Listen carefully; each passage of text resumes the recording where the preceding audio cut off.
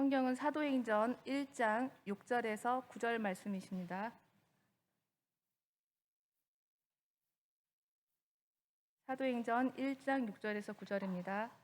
그들이 모였을 때 예수께 여쭈어 이르되 주께서 이스라엘 나라를 회복하심이 이때이니까 하니 이르시되 때와 시기는 아버지께서 자기의 고난에 두셨으니 너희가 알 바 아니요 오직 성령이 너희에게 임하시면 너희가 권능을 받고 예루살렘과 온 유대와 사마리아와 땅끝까지 이르러 내 증인이 되리라 하시니라.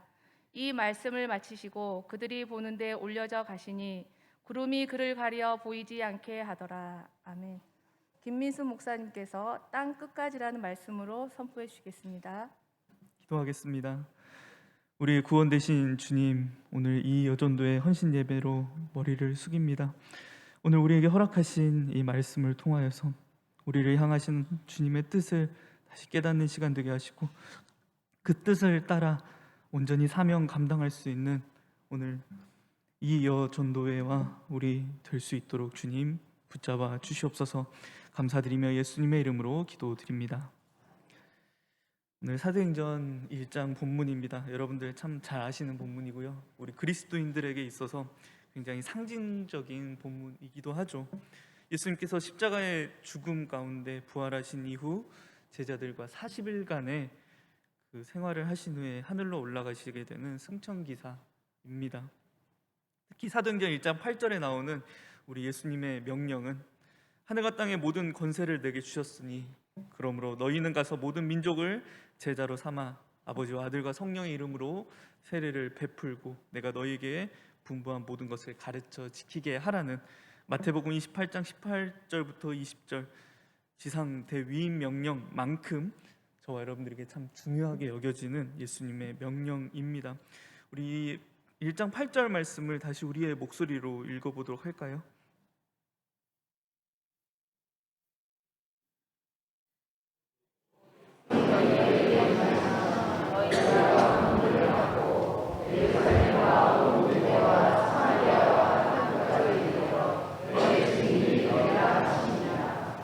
(2000년의) 시간이 훨씬 넘어가는 그 많은 시간 동안 많은 그리스도인들이, 많은 성도들이 이 명령을 공간적 또 지리적, 물리적 관점에서 참 성실하게 이행해 왔습니다. 그 결과 중동 이스라엘이라고 하는 작은 지역에서 시작된 십자가의 그 구원의 복음이 전 세계로 퍼지게 되는 거죠. 그 복음은 오늘 저와 여러분들이 받고 있는, 또 우리가 전해야 하는 복음이기도 합니다. 이 대한민국을 돌아보시기 바랍니다. 차를 타고 다니면 교회가 참 많이 있죠. 또 전 세계에서 10손가락 안에 드는 메가처치, 대형교회만도 몇 군데가 있습니다.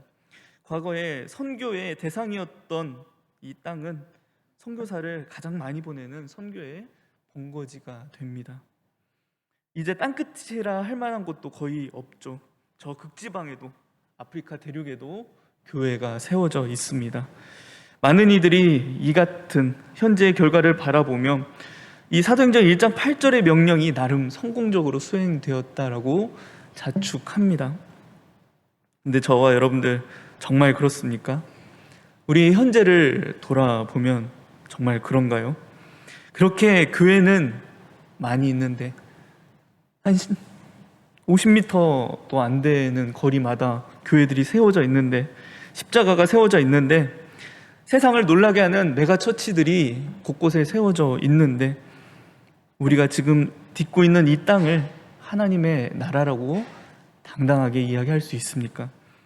예수 그리스도의 구원의 복음이 죄로 인해 망가진 이 땅을 상당 부분 회복시킨 결과를 우리가 안고 있나요? 우리 현재를 보면 그렇지 못한 것 같습니다. 교회는 많이 있는데 제자는 점점 줄어드는 것 같고요. 회복의 기쁨보다는 고통의 눈물이, 탄식이 더 많아지는 것 같아요. 무너졌던 관계가 회복되는 것보다 인간은 더 고립되고 외로워지는 것 같습니다. 교회는 많이 있지만 복음에 대한 외면은 더 심해지는 게 오늘입니다. 왜 이렇게 되었을까요? 그 이유가 우리의 관심이 하나님의 관심과 달랐기 때문이라는 것이죠. 하나님은 무엇에 관심을 두시는 분이시죠? 작고 연약한 것에 관심을 두시는 분입니다. 성경에 고아와 과부의 하나님이라 할 정도로 약자에 대해 끊임없이 관심을 표현하시고요. 저 들판에 풀 한 폭이 지나치지 않으신다라고 성경은 이야기합니다. 무엇보다 썩은 갈대와 같았던, 꺼져가는 등불과 같았던 죄인인 우리를 그냥 두시지 않고 구원해 내시는 분이 하나님입니다. 하나님은 항상 작고 연약한 것에 관심을 두셨습니다. 근데 반대로 죄로 왜곡된 인간의 본성은 언제나 크고 강한 것에 관심을 둡니다. 이것은 이 땅에 들어온 죄가 하나님께서 우리에게 주신 명령을 왜곡시켰기 때문입니다. 우리 창세기로 돌아가 보겠습니다. 하나님은 이 땅의 모든 피조물들과 인간을 창조하신 후에 생육하고 번성하라는 명령을 주십니다. 이 명령은 단순히 이 땅에 수와 양이 많아지는 것뿐 아니라 생명을 가득하게 만드는, 생명력이 가득하게 되게 하는 명령이었습니다. 그런데 인간에게 추가적으로 주신 명령이 있었죠. 정복하고 다스려라. 이 정복이라는 단어는 히브리어로 봐도 군사적 용어가 맞는데요. 그런데 우리가 오늘날 이해하고 있는 정복과는 조금 다른 의미라는 것입니다. 러시아가 현재 이 우크라이나를 침공하고 있는 정복 전쟁과 같은 정복의 의미가 아니라는 거죠. 오늘날 우리가 이해하고 있는 정복은 빼앗기 위해서 합니다. 지배하고 억압하기 위해서 하는 거죠. 그런데 첫사람 아담과 하와에게 부족한 것이 있었나요? 아니었죠. 땅이 모든 것을 공급해 주고 있었습니다. 하나님께서 처음 명령하신 이 정복은 빼앗고 그것으로 나를 채우기 위한 정복이 아니었습니다. 오히려 반대의 의미인 거죠. 빼앗기 위함이 아니라 채워주기 위한 정복이었고요. 지배하기 위함이 아니라 섬기기 위한 정복이었습니다. 억압하기 위함이 아니라 자유하게 하기 위한 것이죠. 그 목적을 위하여 창조된 모든 영역 가운데 하나님으로부터 위임받은 통치권을 행사하는 것, 그것이 정복의 의미였다라는 것이죠. 인간을 제외한 피조물들은 생육하고 번성하라는 창조 질서를 따라서 번식은 하지만 그것들이 창조된 목적대로 살아갈 능력은 없었습니다. 그렇게 살아갈 수 있게 돕는 일이 하나님의 통치권을 위임받은 인간의 사명이었어요. 그리고 그 사명은 다스림으로 나타나게 됩니다. 그 사명의 모습이 그 다스림의 모습이 나타나는 말씀이 창세기 2장인데요. 어떻게 나타나죠? 아담이 에덴을 지키고 경작하는 일로 나타납니다. 여기서 경작한다라는 것에 히브리어 아바드라는 단어가 있는데요. 이 이 경작한다라는 말의 다른 의미에는 섬기다, 예배하다라는 말이 있습니다. 그렇기 때문에 다스림의 진짜 의미는 섬기는 일인 것입니다. 성경에서 말하고 있는 리더십은 섬김의 리더십입니다. 또한 아담은 이 하나님께서 이 아담에게 피조물들을 데리고 오시죠. 아담이 하는 일이 이름을 지어주는 일입니다. 이름을 지어준다라는 것은요, 그가 가진 존재로서의 의미를 알게 하는 것이고요, 그가 가진 목적을 깨닫게 도와주는 것입니다. 그런 일을 아담과 하와가 부여받았는데, 우리 인간이 부여받았는데 무슨 일이 일어나는 거죠? 반역이 일어났습니다. 인간은 하나님께 받은 통치권으로 만족하지 못했고 왕이 되고자 하는 거죠. 섬기는 일보다 섬겨지길 원했습니다. 결국 반역으로 인해 인간은 그가 가진 하나님의 통치권을 위임받은 그 존재로서의 사명을 박탈당하게 됩니다. 그리고 죄가 이 땅에 들어오게 되는 거죠. 그 죄가 하나님께서 창조하신 모든 아름답고 좋은 것을 왜곡하고 파괴합니다. 하나님의 창조 명령에도 왜곡이 일어납니다.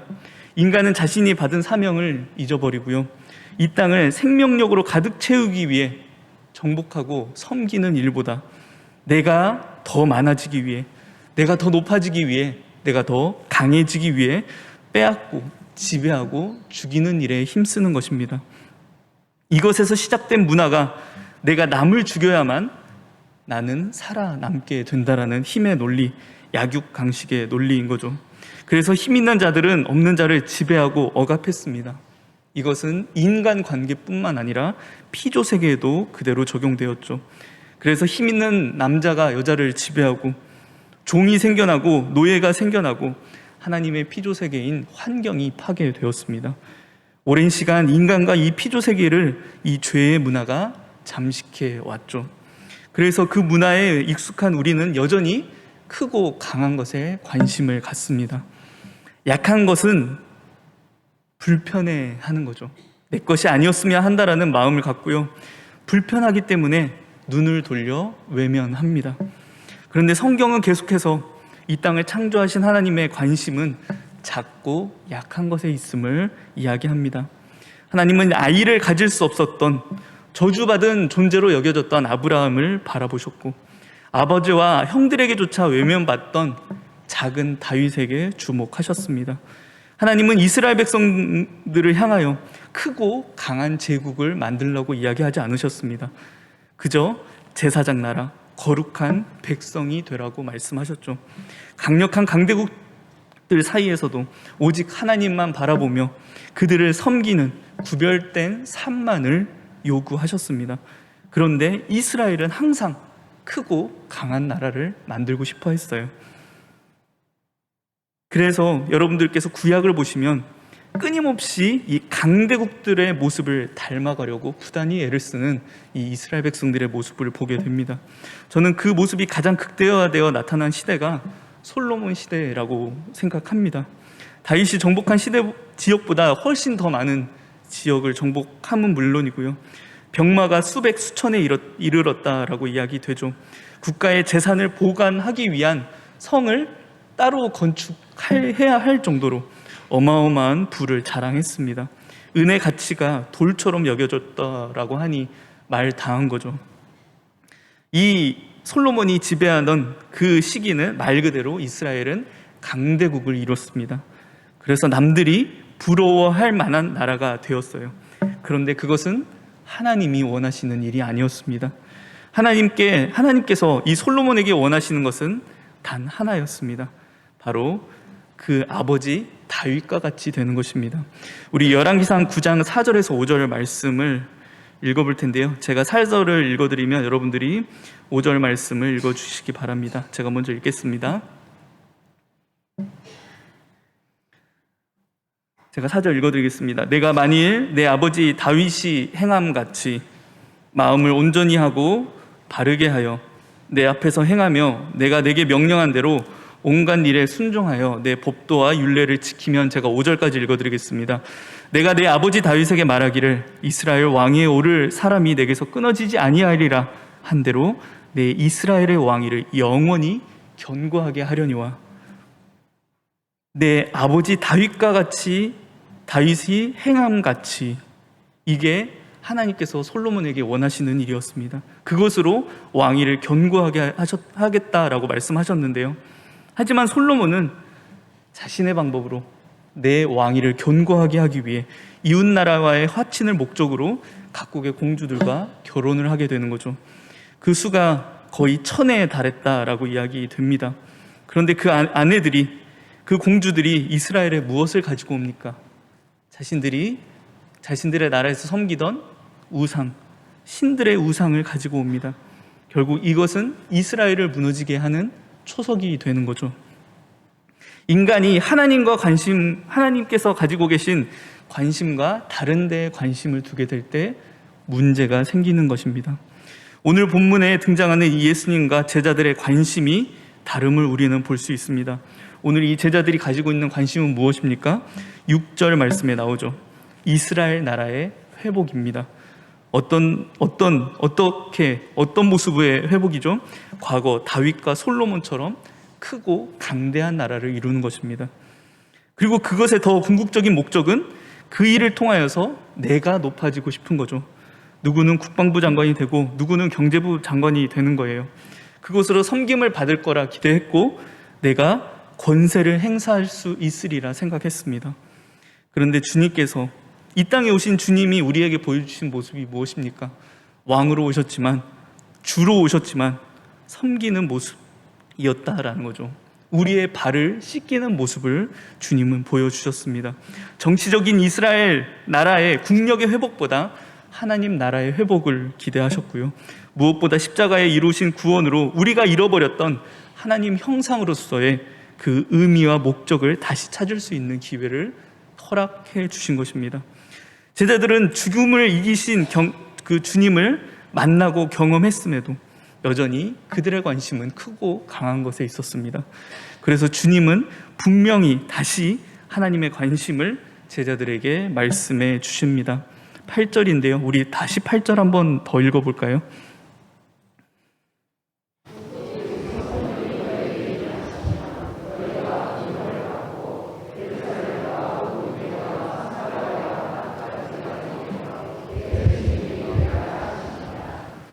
이 명령은요, 단순히 야 너네 좀 더 열심히 해, 복음 열심히 전해, 멀리 퍼지게 해 정도의 사명이 아닙니다. 이 명령은 창조 때 우리가 상실했던 이 땅을 생육하고 번성하게 만드는 사명을 다시 부여해 주시는 일입니다. 너희 안에 나의 영인 성령이 임하면 너희가 권세를 받을 텐데 그 권세는 지배하고 다스리는 권세가 아니야. 오히려 섬기는 권세임을 예수님은 말씀하십니다. 그런데 어떤 그 범위가 어떻게 되는 거죠? 예루살렘과 온 유대와 사마리아와 땅끝까지. 우리는 이 범위를 단순히 물리적 관점이 아니라 관계적 관점으로 오늘 한번 바라보았으면 좋겠습니다. 우리가 이 말씀을 물리적 관점으로만 이해하게 되면요, 교회는 성장을 강조하게 됩니다. 작고 약한 모습은 계속해서 지워내려고 하고요, 크고 강하게 되려 하는 거죠. 교회를 많이 세우고 크게 세우는 데 목적을 둡니다. 그리고 그것을 위해, 그 목적을 위해 세상에 강해 보이는 수단들과 결합하게 되는 거죠. 그래서 연약한 한 영혼보다, 교회 안에 쓰러져가는 한 영혼보다 수와 외형에 집착하게 됩니다. 하지만 하나님은 그것에 관심이 있는 것이 아닙니다. 오늘 우리 이 말씀을 관계적 관점으로 보기를 원한다라고 말씀드렸는데요, 이 예루살렘과 온 유대와 사마리아와 땅끝은, 이 범위는요, 나라고 하는 성도 한 사람, 그 크리스천 한 사람을 둘러싸고 그 계속해서 퍼져나가는 관계들입니다. 이 예루살렘과 온 유대는 나와 가까운 나의 가족들이겠죠. 내 친척이 될 수 있고요, 내가 사랑하는 친구가 될 수 있습니다. 이들은 내가 관심을 두고 마음을 쏟는 이들입니다. 이들을 섬기는 일은 노력하지 않아도 당연하게 이루어집니다. 내 이웃에 이들을 포함시키기에 크게 거리낌이 없는 거죠. 그렇다면 이 사마리아는 어떻습니까? 유대인들에게 사마리아는 어떤 존재였죠? 원수, 왼수 같은 존재였습니다. 유대와 사마리아 서로가, 유대인들과 사마리아인 서로가 적대했고 서로가 서로를 무시하는 존재입니다. 내 주변에 있지만, 나와 관계는 맺고 있지만 내가 받아들이지 못하는 사람들, 이웃이지만 외면하고 싶은 사람들. 오늘 말씀, 오늘 1부 때 이 요나가 이 니느웨를 바라보는 그 마음입니다. 그런데 주님은 이들마저 너의 이웃에 포함시키라고 말씀하시는 거죠. 그리고 여기서부터는 노력과 의지가 필요합니다. 마지막으로 땅끝에 있는 이들입니다. 이들은 어떤 사람들입니까? 이 세상에서 자기 자신을 잃어버린 채 소망 없이 살아가는 이들, 사랑받는 것도 사랑을 할 수도 없는 이들, 완전히 자기 세상에 갇혀버린 이들입니다. 요즘 제가 그 이상한 변호사 우영우라는 드라마를 보고 있는데요, 여기서 이 자기 세계에 갇혀있는 이들을 자폐 스펙트럼 장애라고 이야기를 하더라고요. 스펙트럼이라는 것 말이 붙는 이유가 워낙 특징과 그 상태가 다양하게 이렇게 이야기된다라고 합니다. 이 드라마를 보면서 제가 참 좋은 부분은 이 한 영혼에 대해서 제가 미처 보지 못하는 그 부분들을 많이 보게 하고 또 깨닫게 한다라는 것 때문에 이 드라마가 참 잘 만들어졌다라고 생각하는데요, 그들이 그저 이상한 존재가 아니라, 특이한 존재가 아니라 한 영혼임을 깨닫게 합니다. 세상에서는 이 정신적인 부분에 대한 자폐만을 이야기하는데요, 사실 우리 주변에는 영적인 자폐를 겪으며 살아가는 이들이 참 많이 있습니다. 이 영적인 자폐는 더 알아차리기가 쉽지 않아요. 겉에 보기에는 멀쩡하게 살아가는데, 숨은 붙어 있는데 매일매일을 지옥으로 살아가는 이들이 있습니다. 무엇이 지옥입니까? 제가 전에 읽었던 책 중에 땅끝의 아이들이라는 책이 있는데요, 이 책의 저자가 이민아 씨, 목사 안수를 이제 받았으니까 이민아 목사라고 해야겠네요. 얼마 전 이제 별세한 고 이어령 박사의 딸이기도 합니다. 그 책에 이런 구절이 있습니다. 제가 그 구절을 여러분들에게 읽어드리겠습니다. 이렇게 어떤 것이 지옥인가? 하나님도 나도 이웃도 아무도 사랑할 수 없는 그곳이 바로 지옥이고 땅끝입니다. 이 땅끝의 아이들이라는 책은요, 이 이민아 목사가 미국에서 변호사로 일했을 때 비행 청소년들을 주로 담당했다라고 하는데요, 그 경험을 바탕으로 쓴 간증집이라고 합니다. 일찍이 부모에게 버림받아서 사랑받지 못한 아이들이 사랑하는 법을 잃어버린 채 하루하루 소망 없이 의미 없이 살아가는 모습을 바라보며 땅끝에 있다라는 표현을 합니다. 동시에 그 아이들의 모습 속에서 과거 그들과 같았던 자신의 모습을 발견하게 되고요, 그럼에도 자신을 포기하지 않으셨던 하나님의 사랑을 고백하고 있습니다. 과거 아버지께 받았던 상처를 하나님 아버지, 육의 아버지께 받았던 상처를 영의 아버지를 통해 회복하고 있음을 이야기하는 거죠. 오늘날 이 땅 가운데서도 저와 여러분들의 주변에서도 하나님도 나도 이웃도 온전히 사랑하지 못하는 이들이 있습니다. 마땅히 사랑하는 이들로부터 받아야 하는 사랑을 받지 못해서, 또는 그들로부터 거부당해서, 또는 상실해서 사랑을 잃어버리고 살아가는 이들이 있어요. 모든 사람들로부터 단절되었다가 결국 자기 자신과도 단절을 시켜버립니다. 자신의 동굴에 들어가게 되는 거죠. 내 안에 갇혀있는 영적인 자폐에 빠지게 되는 것입니다. 이것은 복음을 모르는 이들뿐만 아니라 신앙생활을 유지하는 이들에게서도 나타나는 모습이라고 합니다. 교회에 와서 예배는 드리는데 하나님과의 전인격적인 교제는 물론이고 어떤 것도 느껴지지 않는 것. 습관적으로 몸은 교회에 왔지만 영혼은 다른 곳에 있는 사람들. 오늘날 많은 그리스도인들이 이런 영적인 자폐를 겪고 있다고 합니다. 왜요? 교회가 영혼보다 성장에 관심을 두게 될 때 그렇게 됩니다. 사역의 자리에서 영혼을 돌보는 일이 함께 이루어져야 하는데 일이 우선이 되는 거죠. 그 안에서 겪는 갈등들, 한 영혼이 겪는 갈등과 삶의 위기들 가운데 그 영혼은 점점 경직되어 갑니다. 또 공동체는 그런 영혼들을 품지 못하고 작고 약해져 있는 이들을 불편해하고 그들을 향하여서 너무도 쉽게 믿음 없음으로, 사랑 없음으로 정죄한다라는 것입니다. 그들은 상처받지 않기 위해 자신의 영혼을 집에 두고 오는 거예요. 그래서 이 교회에 와서 자신의 영혼으로 온 정신과 온 마음과 감정과 모든 영혼을 들여서 하나님과 인격적인 교제가 이루어져야 하는데 그 10년 가운데 아무것도 없으니 오히려 그들에게는 교회가 지옥이고 땅끝이 된다라는 것입니다. 그런데도 교회는 그것에 대한, 그 영혼에 대한 관심을 버려둔 채 약하고 작은 것을 불편해 한다라는 거죠. 하지만 우리는 반드시 기억해야 합니다. 하나님께서는 작고 약한 것에 관심을 둔다는 것, 우리의 관심이 하나님의 관심이 되어야 한다는 것, 우리의 시선이 하나님의 시선이 되어야 하고 우리의 마음이 하나님의 마음이 되어야 한다는 것을 기억해야 합니다. 우리 공동체는 어떻습니까? 혹시 우리 공동체 안에 그런 고민을 안고 있는 분은 없으신지요?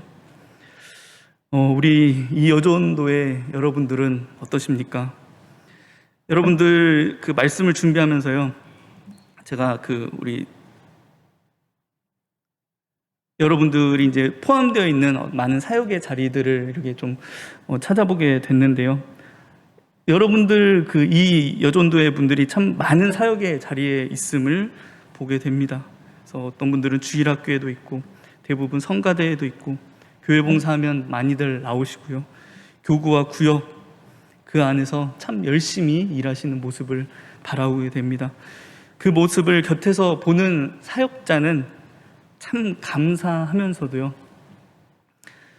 왠지 모르게 이번에 여러분들을 위해서 기도하는데 한편으로는 마음이 참 아프다라는, 참 하나님께서 주신 마음이라고 생각됩니다. 여러분들 참 상처가 많았겠다라는 생각을 하나님께서 주셨습니다.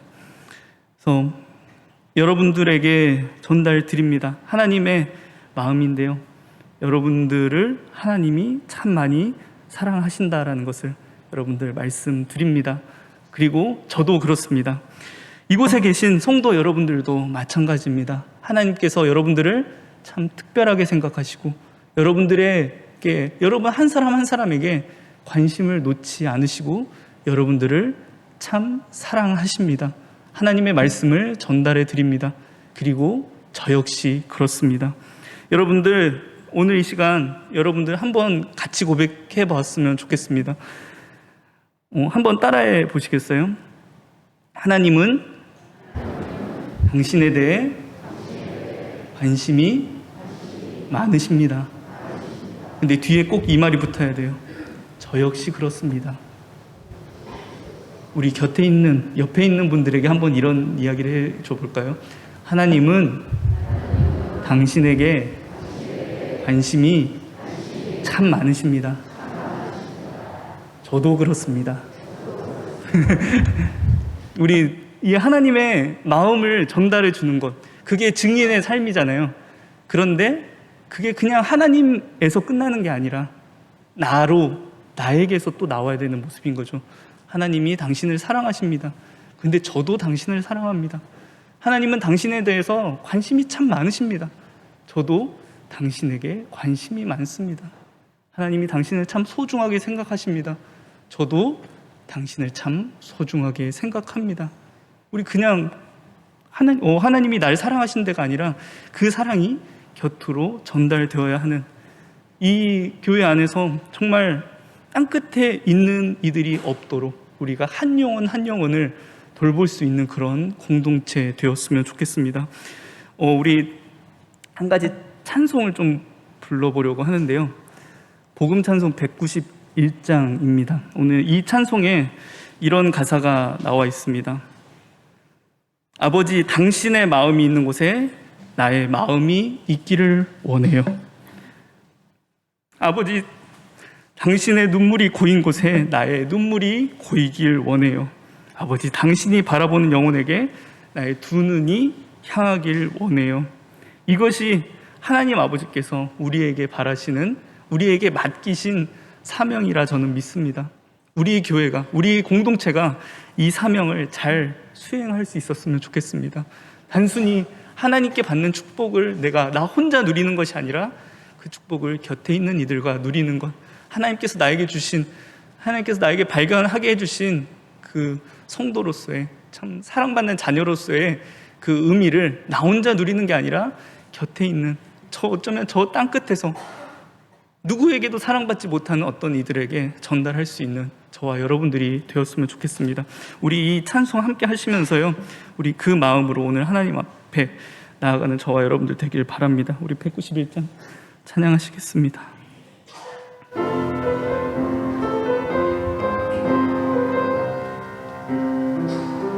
아버지, 당신의 마음이 있는 곳에 나의 마음이 있기를 원해요.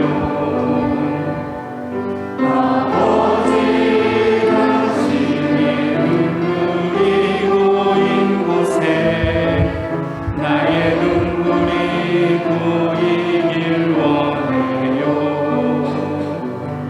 아버지,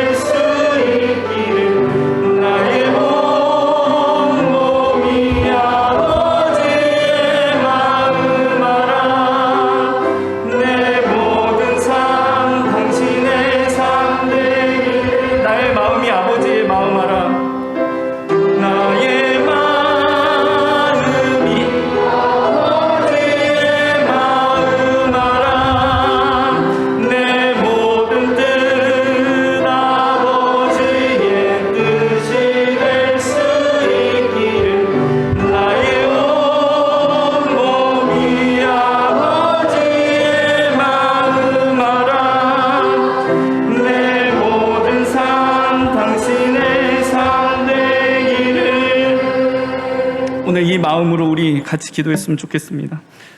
우리 하나님 아버지, 하나님의 마음이 있는 곳에 내 마음이 있기를 원합니다.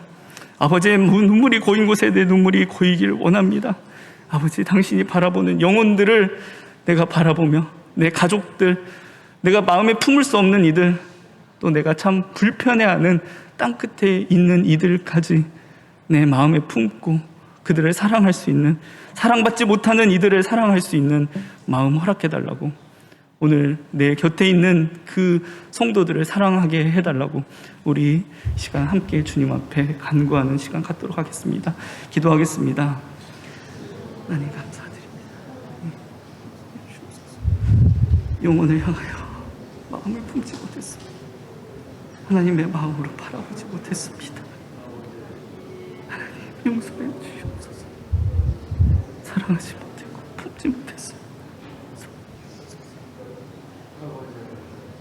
나만 바라보았습니다. 나만 생각했습니다.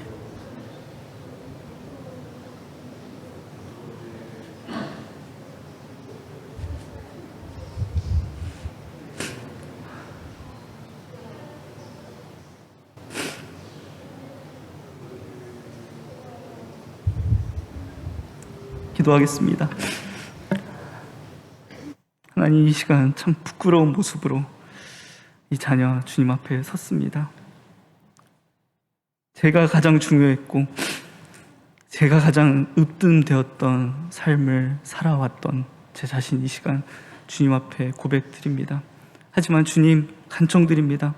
우리 정말 하나님의 마음이 있는 곳에, 아버지의 눈물이 고인 곳에 아버지께서 바라보시는 영혼들을 향하여 우리의 눈을 돌릴 수 있도록, 우리의 마음을 돌릴 수 있도록, 우리가 그들을 품고 사랑할 수 있도록 정말 주님께서 우리에게 명령하신 땅끝까지, 땅끝에 있는 이들까지 품을 수 있는 우리 그런 증인들 될 수 있도록 주님 붙잡아 주시옵소서. 감사드리며 예수님의 이름으로 기도드립니다.